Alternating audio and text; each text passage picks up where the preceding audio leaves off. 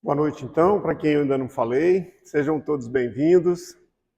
Para mim é mais uma vez uma honra. Fazia um tempo que eu não vinha na quarta, mas vim o mês passado e agora estou aqui de novo. Então, muito bom, muito feliz de estar aqui para a gente poder fazer algumas reflexões. Vocês estão vendo, nós estamos nos preparando para a nossa festa junina, que acontece agora, dia 15, e a gente quer contar então com a presença de todos vocês na nossa festa, que é o nosso grande evento, é um momento muito bom de confraternização, pois a gente que trabalha aqui mesmo e que tem contato, às vezes, com pouco contato com trabalhadores de outros dias, a festa é essa oportunidade que a gente tem de estar junto e de estar junto fora desse modelo, desse ambiente aqui, às vezes das salas de atendimento, do cuidadores ou do mediúnico, onde a gente, na festa, a gente está com muito mais... A gente está muito mais solto, né? Muito mais feliz, muito mais alegre ali, menos, às vezes menos carrancudo do que a gente quando está aqui nos nossos trabalhos, né? Então, a gente aproveita, nós temos o ingresso que está sendo vendido na livraria e normalmente também todos os dias tem alguém do dia que está ficando no final oferecendo para aqueles que quiserem. É claro que isso também é uma contribuição que a nossa casa recebe do ponto de vista financeiro para manter essa estrutura aqui que a gente tem de aluguel, de água, de energia, de todos os custos que é manter uma estrutura dessa aqui nesse plano material, né? Então, pensem como uma oportunidade mesmo de congraçamento, de estarmos juntos e podermos conversar, encontrar nesse momento festivo, nesse momento alegre. Ok? Então, vamos fazer uma prece para a gente iniciar. Vou desligar a luz aqui.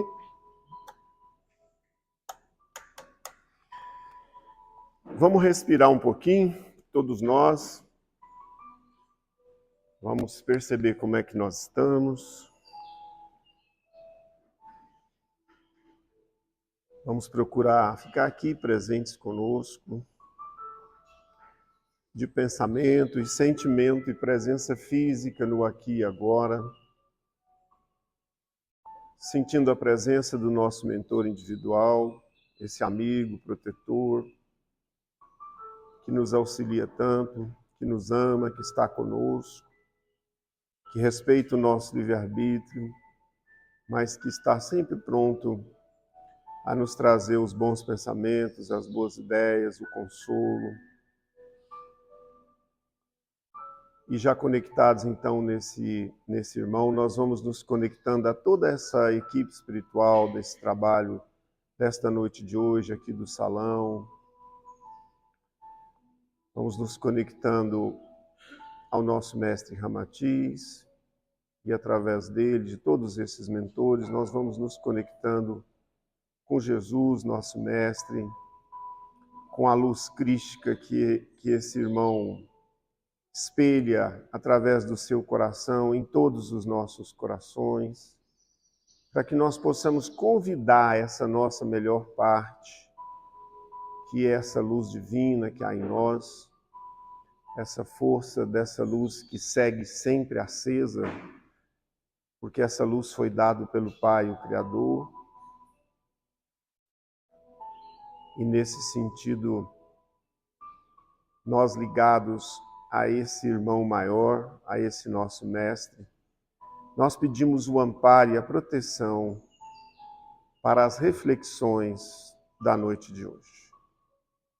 Que assim seja. Então, hoje o nosso tema... Vou ligar aqui também. Hoje o nosso tema que a Liz me pediu foi sobre esse aqui, ó. A luz segue sempre. E a luz segue sempre porque, no fundo, essa luz que há em nós, ela é a assinatura, ela é o DNA do Pai, do nosso Pai Criador em nós. Por isso que não tem jeito de dar errado, por isso que ela nunca se apaga, por isso que o Emmanuel colocou o título lá do capítulo dele, do livro Vinha de Luz, a luz segue sempre. A gente pode estar encobertando a luz, às vezes, com as nossas dificuldades, com as nossas negatividades, com a nossa ira, com a nossa incompreensão das situações, mas essa luz nunca deixará de brilhar, ela nunca deixará de estar lá. Nós podemos até ofuscá-la, quando Jesus até nos deu a recomendação, brilhe a vossa luz, tem a ver com esse tema nosso de hoje. E portanto, não tem como dar errado, porque essa luz vai seguir sempre. O Mestre responsabilizou-se perante o Criador em estar conosco até o fim dos tempos. E a gente nem sabe como é isso, porque não há fim de tempo. Do ponto de vista espiritual, nós somos espíritos imortais. A nossa matéria, a personalidade da agora, o ego, personalidade da agora, ele vai deixar de existir. Mas a nossa essência espiritual estará conosco. E uma grande vantagem, nós estamos, pela lei do progresso, atraídos por essa luz do Cristo, que faz com que nós caminhemos em direção a Ele, em direção ao Criador. Então, o nosso tema de hoje, fiz esse pequeno preâmbulo, que eu não tinha nem pensado quando comecei a falar aqui, apareceu, então vamos fazer. O Emmanuel pega sempre um trechinho do Evangelho e ele foi buscar lá em Lucas 24:11, um pequeno versículo que diz assim, e as suas palavras lhes pareciam como desvario, e não as creram. Um versículo desse capítulo de Lucas que o Emmanuel traz para desenvolver algumas ideias que a gente vai discutir aqui.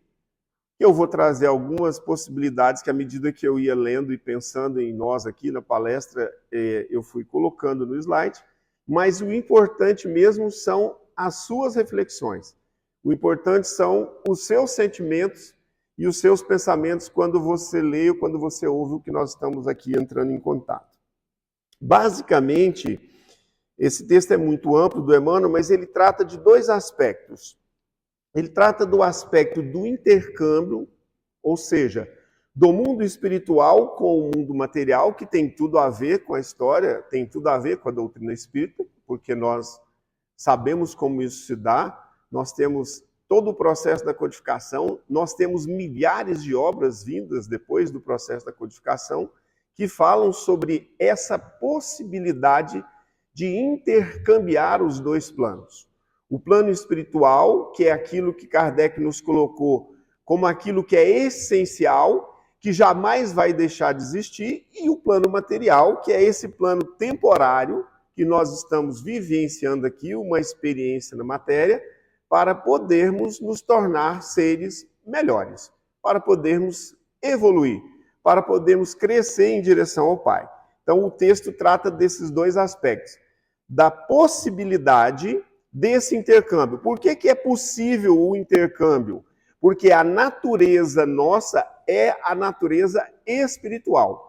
Quando nós estamos na matéria, nós temos a influência e, portanto, estamos sujeitos também às leis da matéria e temos uma natureza material. Se a gente quiser falar, nós temos uma natureza animal que nos anima, né? Mas a nossa essência é a essência espiritual. O outro aspecto que a mensagem traz é sobre a ressurreição. Então, na verdade, esse trecho aqui é tirado de Lucas, quando ele está ali relatando o processo logo depois do passamento de Jesus, após o Calvário, após a crucificação.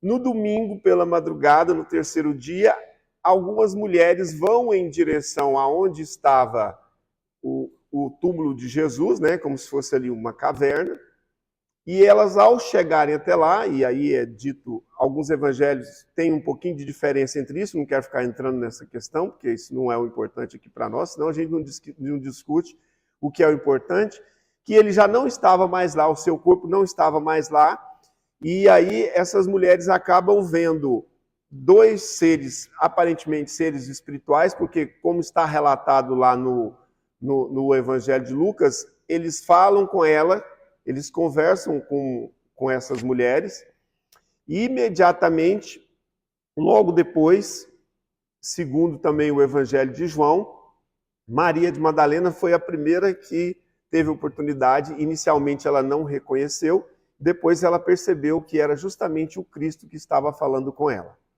Então, os judeus, vou seguir um pouquinho na história para a gente poder entrar no tema. Logo depois disso, elas foram falar para os apóstolos, que naquele momento estavam perdidos, completamente desestruturados em relação àquilo que eles acreditavam que iria acontecer. Apesar do Cristo ter afirmado em várias vezes, em várias oportunidades, que ele seria entregue e que ele seria vilipendiado e que ele seria sacrificado, porque isso está dito no Evangelho, no Velho Testamento, em Isaías, tanto a vinda do Messias, a vinda do Senhor, quanto o processo que ele sofreria na mão dos, entre aspas, né, dos maus, que isso já estava descrito. Então, não era uma novidade propriamente dita. E aí, a partir do momento em que eles, principalmente Pedro, conversa com elas, ele se levanta e ele vai em direção ao sepulcro para ver o que é que elas estavam dizendo, se aquilo era uma verdade ou se não era. Então, aqui estão essas palavras.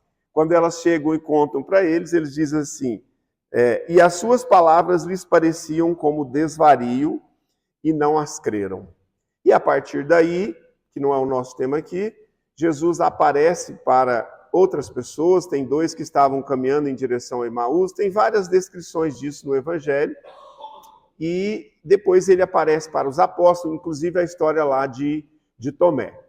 Para nós, na concepção espírita, o que nós podemos depreender desse episódio é que Jesus, a partir da morte do corpo físico, ele poderia estar materializando o seu corpo astral, o seu corpo espiritual, e esse corpo espiritual, com a capacidade desse espírito, com a evolução espiritual que Jesus já fez ao longo de bilhões de anos, ele poderia simplesmente materializar-se ou desmaterializar-se para que ele pudesse ser visto ou não visto. Isso parece uma grande coisa, isso parece algo assim excepcional. A gente que tem um pouquinho de trabalho, um pouco tempo de trabalho, a gente percebe isso, ou mesmo na literatura espírita, onde é possível. Alguns espíritos que têm melhor condição espiritual, nem se fazerem ver por esses espíritos inferiores. Às vezes eles estão no mesmo campo, na mesma situação, e eles nem permitem que esses espíritos inferiores sejam vistos. Então isso não é uma grande novidade, né, no fundo. Então, a questão que a gente pode dizer para nós como espíritas, né, é que essa questão da ressurreição que o judeu falava era mais ou menos aquela ideia de que ele sabia que nós vamos retornar ao corpo físico, mas a maioria deles não sabiam como se dava e uns acreditavam que isso se daria no mesmo corpo. O que a nossa ciência humana já comprovou que isso não é possível. Por quê? Porque esse carbono, hidrogênio, esses compostos minerais que existem no nosso corpo físico, a partir do momento em que a alma se retira, desestrutura-se. A energia, o fluxo vital não pode circular mais, portanto, do pó viesse ao pó voltarás, e nós vamos devolver os empréstimos que nós fizemos à natureza, e um dia, quem sabe, um carbono que já foi meu poderá fazer parte de um outro ser, um nitrogênio, de uma rosa, de uma planta e assim por diante. Por quê? Porque do ponto de vista material é assim que acontece. Nós estamos aqui, mas esse aqui não é o nosso reino. O reino que Jesus nos disse, que é o verdadeiro reino, é o reino espiritual. Então vamos começar, porque eu acho que aí fica mais claro para nós espíritas o processo que a gente conhece como ressurreição, que os judeus não sabiam muito bem. A ideia de que nós poderíamos retornar, ela é muito mais antiga. Se você pensar lá nos egípcios, 5.000 anos, o que eles faziam com essa ideia que eles tinham? Um dia eu vou voltar, então eu vou me mumificar, vou deixar o meu preparadinho, porque se for no mesmo corpo, eu estou ali e vou fazer, né? Estou falando de uma maneira engraçada, mas é a mesma ideia de que nós vamos retornar a esse plano físico. Vamos retornar quando? E quantas vezes? Quantas vezes forem necessárias para o nosso processo de transformação, para o nosso processo de purificação dos nossos sentimentos, para o nosso processo de crescimento em direção ao Pai. Então, esse esse termo ressurreição, para nós espíritas, a gente o vê como sendo o processo do retorno através da reencarnação, onde o meu próprio corpo espiritual, que não acaba com a morte do corpo físico, vai impregnar, vai ser a forma para uma nova forma através de um novo corpo físico, passando por todas as etapas, desde o processo inicial da fecundação, nascimento, até a idade adulta e assim consequentemente. Então é só para a gente deixar claro sobre isso, para a gente poder entrar no tema aqui do Emmanuel. A perplexidade surgida no dia da ressurreição do Senhor ainda é a mesma nos tempos em que passam, sempre que a natureza divina, invisível ao olhar comum dos homens, manifesta suas gloriosas mensagens. Então, a gente pode dizer que foi, vamos dizer assim, um marco na história da humanidade, quando você pega um espírito dessa magnitude que poderia enviar, como ao longo dos séculos Jesus enviou os seus precursores, outros profetas, é como se o chefe, o coordenador geral, tivesse vindo em pessoa. Então, a partir da vinda do Cristo, tanto que a gente diz até na datação humana, né, antes de Cristo e depois de Cristo. Por quê? Porque a partir da existência, do acontecimento dele, ficou configurado, entre aspas, é claro, a desmoralização da morte. Ninguém morre, ninguém até hoje morreu. Então, Cristo deixou, o principal legado é que a vida segue, assim como a luz segue incessantemente. Aí a doutrina espírita, no tempo certo, quando ela podia vir, ela veio esclarecer como é que isso dá, como é que você chega ao plano espiritual, dependendo do que você viveu aqui, como é que você vai fazer um projeto reencarnatório para voltar ao plano espiritual. Tudo isso sustentado por uma coisa única que mantém todos nós nesse grande quebra-cabeça que é o amor do Criador por nós. Como Cristo também nos disse, o amor cobre a multidão dos pecados. Tudo isso acontece por bondade do Pai. O princípio que rege o universo é o princípio da cooperação, da ajuda mútua, que nós, na dimensão que nós estamos ainda inferiorizados, nós não vemos ou não conseguimos compreender assim. Mas nós vamos ainda um dia, quando estivermos mais próximos, quando ampliarmos mais a nossa luz e a nossa consciência, nós vamos compreender melhor como tudo isso se dá.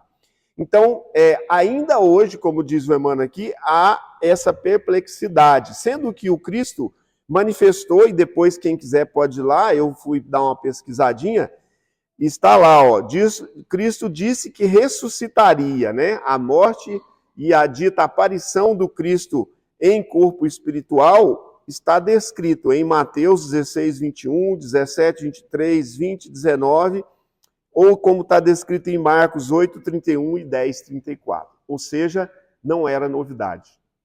Não era novidade que ele disse que ele estaria entre os seus apóstolos, né? Vamos seguir então no Emmanuel, que o benfeitor, a partir dessa ideia que ele traz aqui, eu fiquei pensando nisso. E eu resolvi colocar aqui, isso aqui não é do Emmanuel, é meu, que a gente às vezes fica mais no campo do acreditar. Eu acredito que existe espírito. Eu acredito na mensagem. Então existem muitos de nós, inclusive espíritas, que ainda estão nesse primeiro estágio, e isso é muito natural, de que ou existem espíritos ou não existem espíritos, né? Kardec nos diz que existem 3 categorias básicas dos adeptos da doutrina espírita. Esses, inicialmente, que estão ainda ligados ao fenômeno, o fenômeno existe ou não existe, aqueles que já aceitam, entendem o fenômeno e compreendem as questões ético-morais de que a vida prossegue, de que a vida continua, ou seja, o que vai mudar na minha vida é eu saber que a vida segue.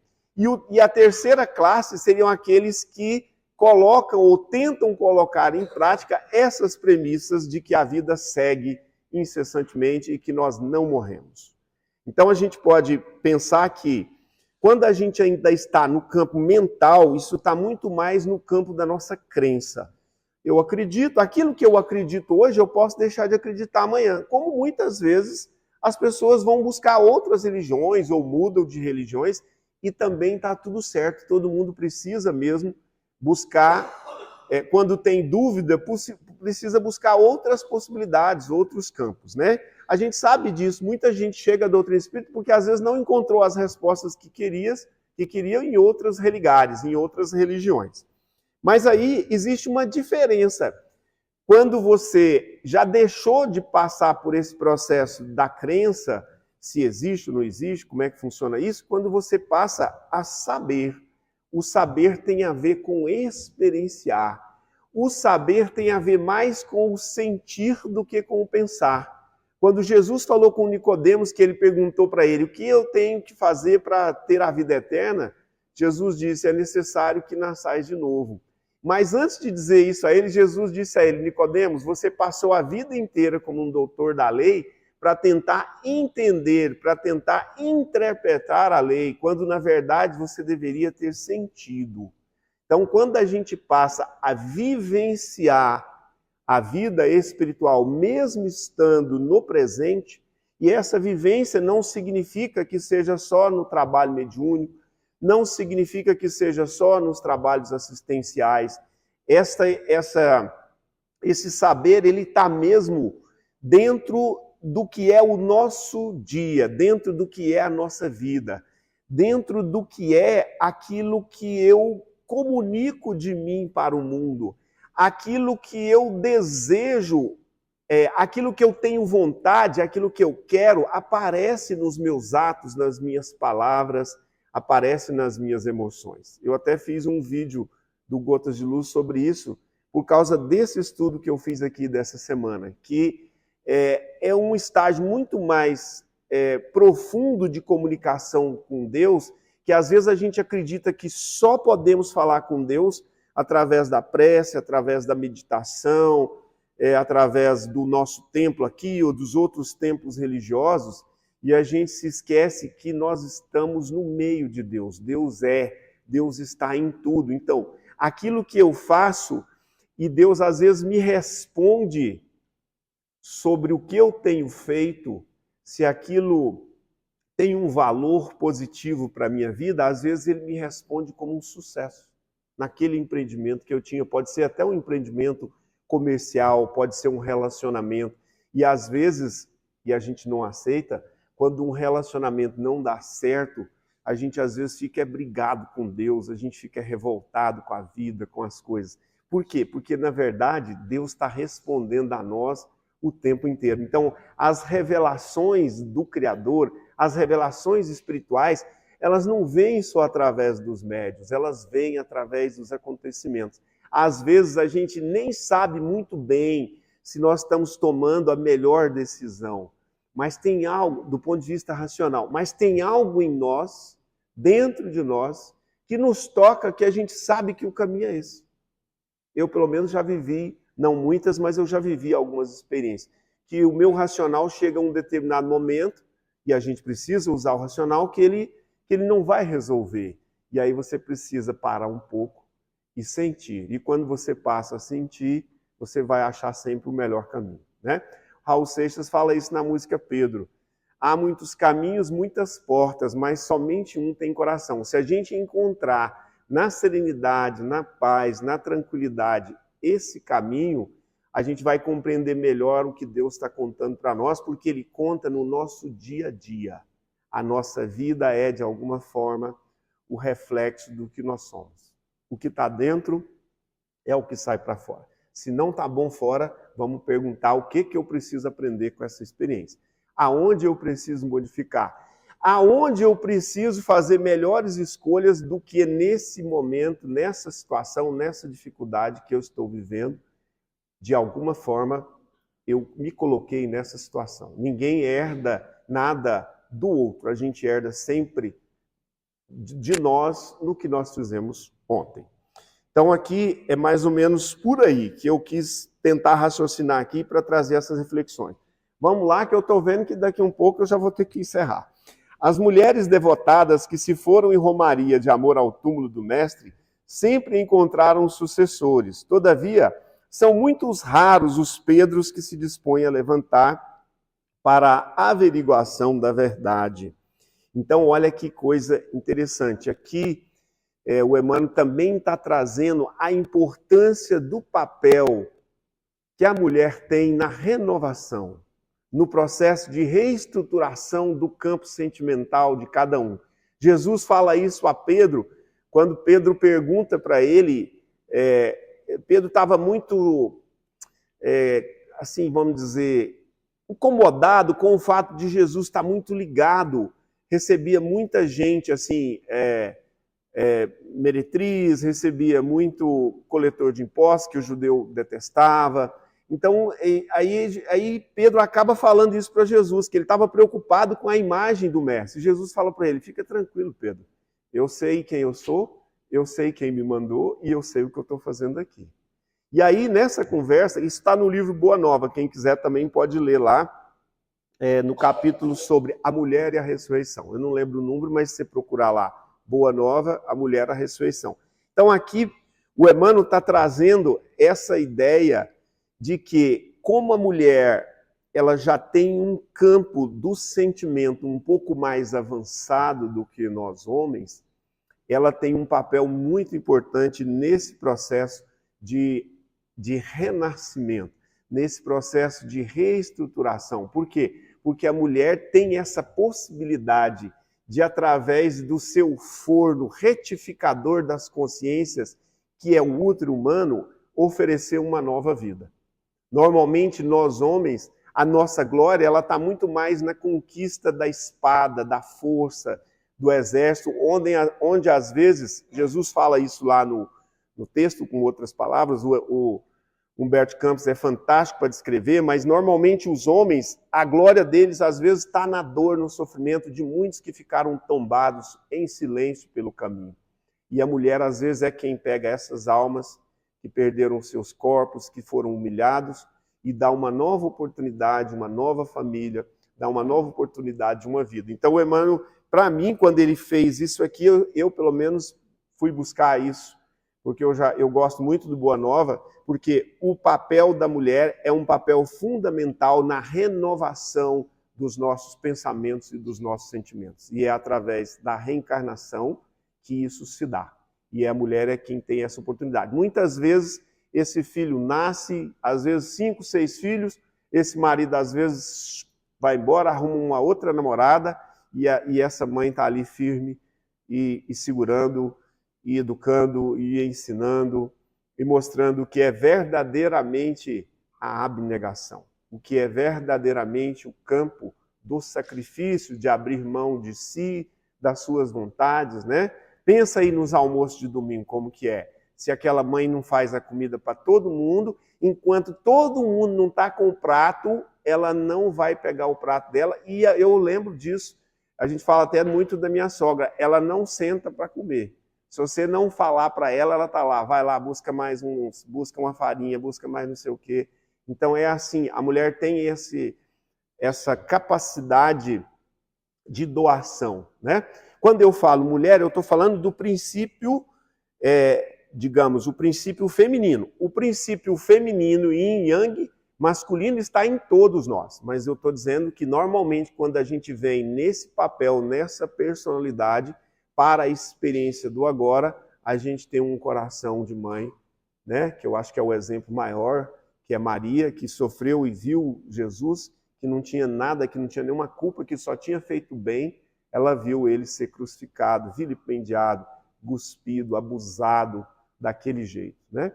Então é esse o sentido que eu acho que o Emmanuel quis trazer aqui. Raros são os homens que se levantam e vão investigar. Porque muitas vezes a gente tem as dúvidas também sobre as questões religiosas, sobre as questões espirituais, se eu estou fazendo certo, se eu estou fazendo errado.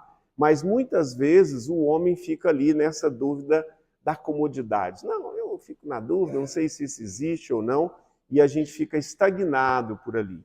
E a gente sabe que para a gente crescer, para a gente evoluir espiritualmente, dá trabalho. A gente precisa querer, a gente precisa ir atrás. Porque às vezes a gente fica esperando Jesus vir parar na nossa frente e falar, eu sou Jesus, vim aqui porque você é muito importante, então vamos caminhar comigo. Não vai acontecer, não funciona assim.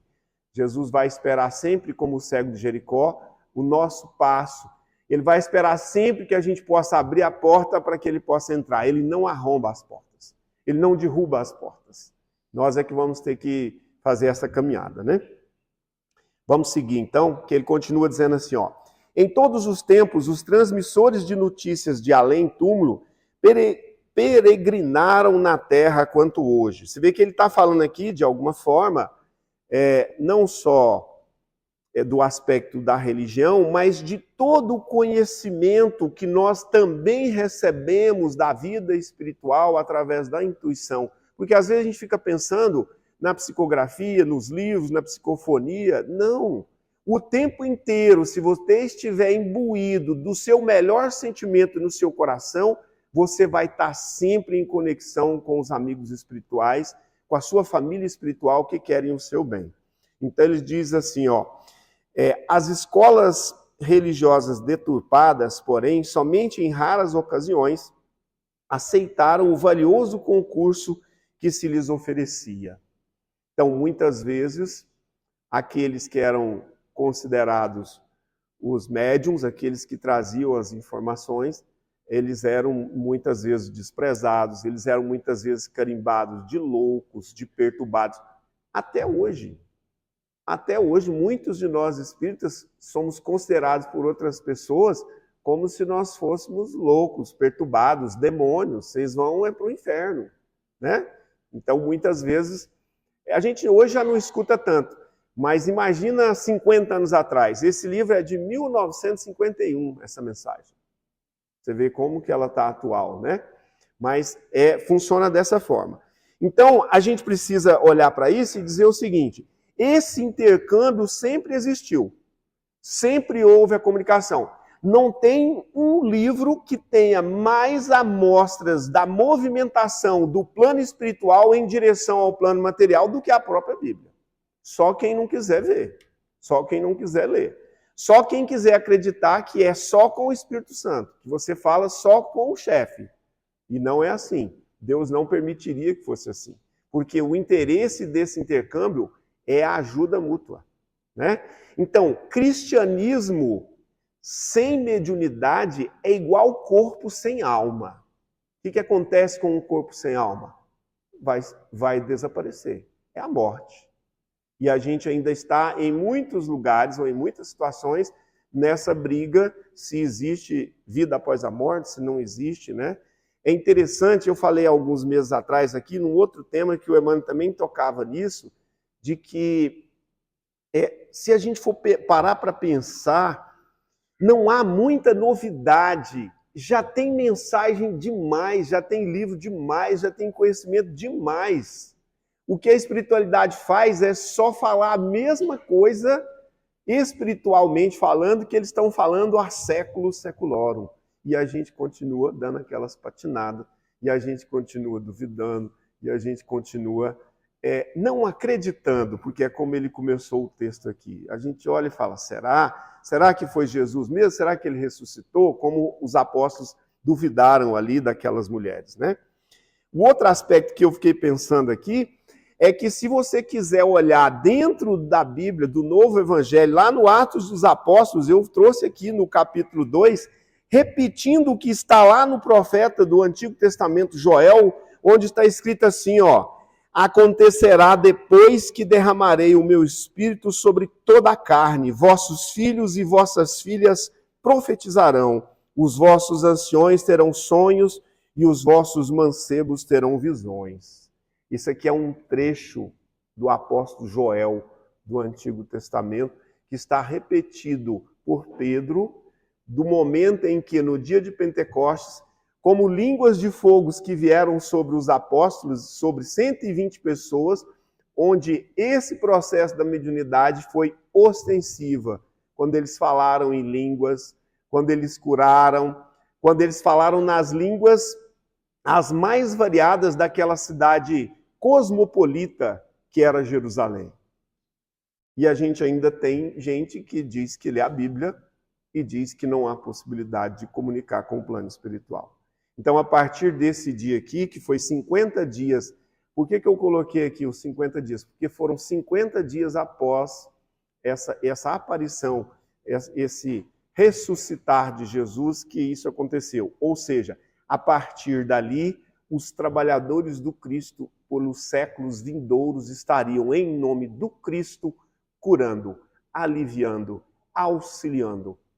O problema não é a mediunidade. O problema é o uso inadequado que se faz da mediunidade, porque ela é uma capacidade orgânica. Ela é um instrumento para o nosso crescimento. Aí o que acontece? Nós usamos ela para ter poder, nós usamos a mediunidade para que as pessoas achem que nós somos aqueles que Deus apontou o dedo, nós usamos a mediunidade para desviar, para angariar fundos. E aí o Evangelho segundo o Espiritismo está claro lá, um capítulo, dai de graça o que de graça recebeste. Então, a partir do advento da doutrina espírita, a mediunidade adquiriu maioridade, porque a maioridade vem a partir do uso que você faz em favor do próximo, dessa capacidade de auxiliar, de trazer informação quando é uma mensagem. Imagina para alguém que está vivendo a perda de um filho de 25 anos de idade, quando ele recebe uma mensagem que traz uma história da vida dessa família para essa mãe, como um consolo. Imagina vedar isso. Imagina se isso não pudesse ser feito. Quem seria Deus? Quão cruel seria o Criador se essa ajuda não pudesse ser dada? Vale a pena a gente refletir sobre isso.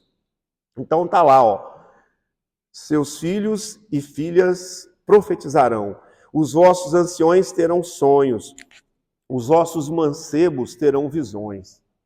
O que nós estamos vendo na nossa comunidade foi justamente os meninos de 10, 11 anos chegarem aos nossos tratamentos tendo visões dentro das suas casas. A mediunidade, mais do que até no Pentecostes, ela assumiu agora um novo degrau. Por isso que nós criamos, cadê? O grupo do Ser Jovem está ali atrás. Estão lá na frente também ali, né? Que é para que a gente possa acolher esses jovens na comunidade, porque senão eles vão começar a achar, e dependendo de onde ele está, da família que eles estão loucos, como foi colocado aqui no texto, que eles são dementes, que eles estão com problema. E a gente vê como isso está aflorado. E às vezes eles não podem nem contar isso para o pai e para a mãe. Às vezes eles não podem falar isso com ninguém. E aqui agora no Ser Jovem, pelo menos a gente não sabe o que fazer com isso, nem como vai se dar. Mas a gente vai deixar eles falarem e dizer para ele, isso é normal, isso é natural, a sua natureza é espiritual e você está simplesmente em contato com o mundo espiritual. É por isso que o grupo foi criado, o trabalho foi criado por isso. Nas épocas passadas, todos os instrumentos da revelação espiritual, com raras exceções, foram categorizados como bruxos, queimados na praça pública e ainda hoje são tidos por dementes, visionários e feiticeiros. Se você for olhar a história da Inquisição, é um pouco isso aqui. Imagino que o irmão estava dizendo para nós sobre isso, né? E isso não é uma crítica à igreja. Isso aqui são homens, são pessoas que estavam nos atributos da igreja e que perseguiram e que mataram e que torturaram em nome do Cristo, porque isso não pode. Porque está dito que não é permitida essa comunicação com o plano espiritual. Então, bruxo, o que mais que ele fala aqui? Demente, feiticeiro, corta tudo, né? Um herege. Então, o herege tem que ser condenado a morrer na fogueira. É assim que a gente viu, mas isso já passou, essa fase também já passou. Nós já podemos manifestar o que nós somos. Muitos que estavam até 50, 60 anos atrás nos manicômios, né? Ou na dependência química, porque não conseguem lidar a vida se não tentar entorpecer esse pensamento e essa visão e esses sentimentos que vêm de fora, muitos desses hoje estão nas casas espíritas trabalhando. E aí vai acontecer cada vez mais. Disse então Jesus estas palavras: graças te rendo, meu Pai, Senhor do céu e da terra, por haveres ocultado estas coisas aos sábios e aos prudentes, e por as teres revelado aos simples e aos pequenos. Porque os simples, os pequenos, são aqueles humildes, são os pobres de espírito. São aqueles que não têm a arrogância, a preponderância, a prepotência de achar que sabem tudo. Porque para muitos não vai ter como, por mais que a coisa aconteça, por mais que isso fique público, por mais que existam provas, ele vai continuar pedindo mais provas. Por isso que a gente não precisa fazer esse tipo de debate com ninguém. Cada um vai achar, cada um tem o seu caminho, tem o seu tempo. Por isso que Jesus, isso aqui são palavras de Jesus, né? Graças a Deus que o meu Pai ensinou aos pequenos, que são os pobres de espírito, que são os humildes de coração. Vamos seguir, a gente está quase na nossa hora. É que a maioria dos companheiros de jornada humana vivem agarrados aos inferiores interesses de alguns momentos, e as palavras da verdade mortalista sempre lhes parecem consumado desvario. Por que negam? Por ignorar mesmo, porque não ter conhecimento, porque não quis ir atrás do conhecimento, porque não quis entender, porque não quis pesquisar, porque não quis olhar para aquilo. Acontece isso. Nós erramos muito mais por ignorância, disse Jesus a Pedro, do que por maldade.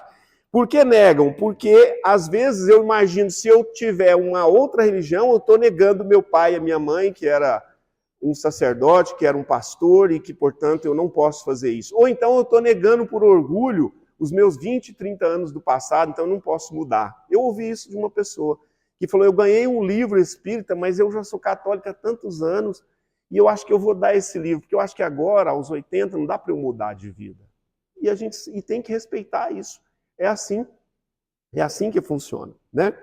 Por medo de serem desacreditados e muitas vezes também para não serem contestados, porque se você for pensar em Paulo, ele poderia ter ficado lá como sacerdote, né, como alguém que chegaria provavelmente ao cargo de sumo sacerdote dentro do judaísmo, e ele resolveu pagar todo o preço da verdade que ele sentiu quando Jesus encontrou ele na entrada de Damasco e ele viu o corpo espiritual, ele viu que Jesus não havia morrido e disse a ele, Saulo, Saulo, por que me persegues? Então, ele pagou o preço que muitas vezes, muitos de nós como religiosos não queremos mudar, não queremos seguir para isso. Entregues ao efêmero, não creem na expansão, na vida dentro do infinito e da eternidade, mas à luz da ressurreição, deixa eu ver se eu não pulei o outro aqui, é isso mesmo. Mas a luz da ressurreição prossegue sempre, inspirando os seus missionários ainda incompreendidos. Então a gente precisa olhar para isso e entender que existe uma tarefa nossa de autoiluminação. Quando nós estamos nessa tarefa de autoiluminação, de busca, essa nossa luz também pode auxiliar as outras pessoas. Mas cada um é aqui responsável pelo seu próprio processo de expansão da sua própria consciência, porque esse é o trabalho da luz. A luz está aí, ela é dada por Deus e cabe a cada um de nós fazer ela brilhar, fazer com que ela possa se expandir, ampliando a nossa consciência sobre nós mesmos, sobre quem nós somos, sobre o que nós estamos fazendo aqui, sobre como nós podemos ser melhor. Esse é o processo da luz que vai sendo sempre trabalhada de dentro para fora. E aí eu vou trabalhar com vocês aqui, então, quanto mais consciência, quanto mais conhecimento, mais luz nós podemos usar para o nosso caminho e também para auxiliar aos próximos. E aí, eu vou trabalhar aqui, para a gente já aproveitar e fazer o nosso tratamento, que eu estou 3 minutos atrasado. Vou desligar a luz. E eu quero fazer essa pergunta, para que você comece a pensar nela, o que Deus tem te revelado sobre a sua vida. Eu falei um pouco disso. Eu falei um pouco disso quando a gente trabalhou logo no início lá sobre o nosso processo de comunhão com Deus, sobre o nosso processo de comunicação, como nós demonstramos a Deus o que nós queremos, os nossos desejos e como Deus tem respondido à nossa vida e que às vezes a gente fica pensando que é só através da prece, é só através do templo, é só através da mensagem psicografada ou da psicofonia ou do tratamento que eu vou fazer no Ramatiz. Tudo isso ajuda. tudo isso é verdade. Mas se eu olhar para a minha vida, eu vou observar as respostas que Deus tem me dado, se eu quiser ver. Tá bom? Então vamos seguir aqui para essa figura, que é a mentalização do nosso mestre, com a sua luz crística. E é bom que a gente saiba que todos nós temos uma luz crística interna dentro de nós, que é dado por Deus, que eu falei na nossa prece lá do início. Então vamos respirar bem suave, bem profundos. Vamos pedir a presença do nosso mentor. E vamos fazer aquela pergunta: o que é que Deus tem me contado? O que é que Deus tem me demonstrado? Quais são as pistas? Quais são as respostas que Deus tem me oferecido?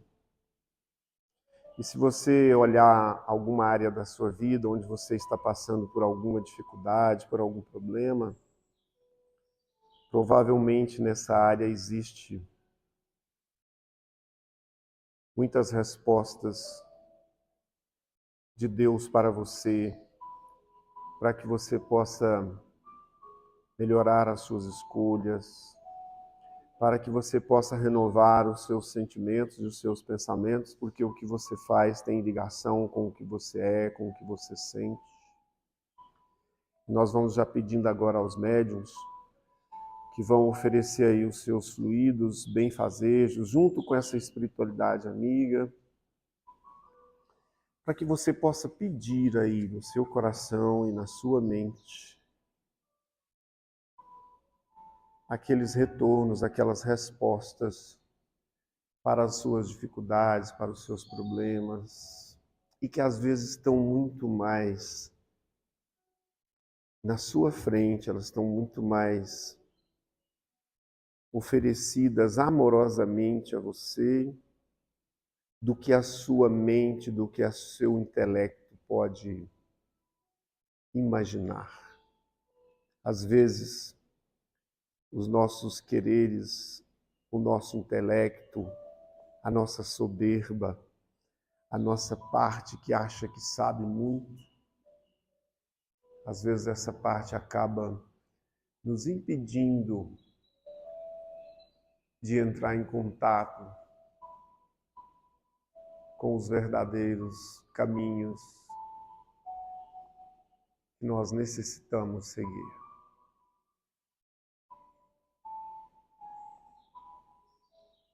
Peça a Deus nesse momento, ou ao seu mentor, ou de acordo com a sua crença, o seu santo, se você tiver alguma crença, para você agora, nesse momento,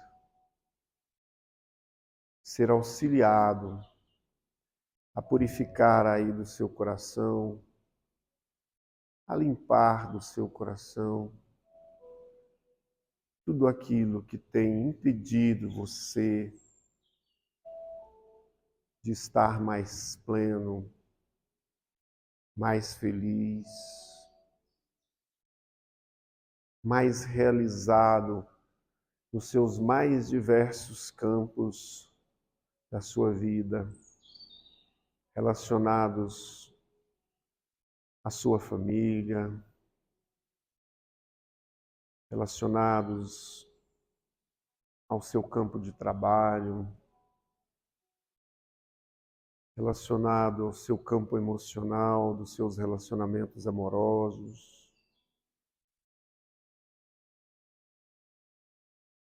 Tudo é bênção, tudo é bondade, tudo é auxílio quando nós sabemos olhar com esses olhos do amor, com esses olhos da benevolência, com esses olhos da indulgência, com esses olhos do perdão das ofensas. E agora então você Já vá respirando mais profundo, mais suave. Vá agradecendo, então, a você mesmo e agradecendo ao seu mentor por essa oportunidade, por você ter tomado a decisão de estar aqui hoje, por você estar nessa busca do seu autoconhecimento, da sua transformação, da sua melhoria. Você já pode ser bastante grato ao universo e a você mesmo por tantas oportunidades, por tantas mensagens que Deus tem dado a você, por tantos caminhos que Ele tem te indicado através da sua própria existência, através do seu pensamento, através dos seus sentimentos. E já agradecidos, então, nós vamos partindo para o nosso encerramento, convidando a todos vocês para juntos nós podermos fazer a oração do Pai Nosso, dizendo: Pai nosso que estais nos céus, santificado seja o vosso nome, venha a nós o vosso reino, seja feita a vossa vontade, assim na terra como nos céus. O pão nosso de cada dia nos dai hoje. Perdoai as nossas ofensas, assim como nós perdoamos a quem nos tem ofendido. E não nos deixeis cair em tentação, mas livrai-nos de todos os males. Que assim seja.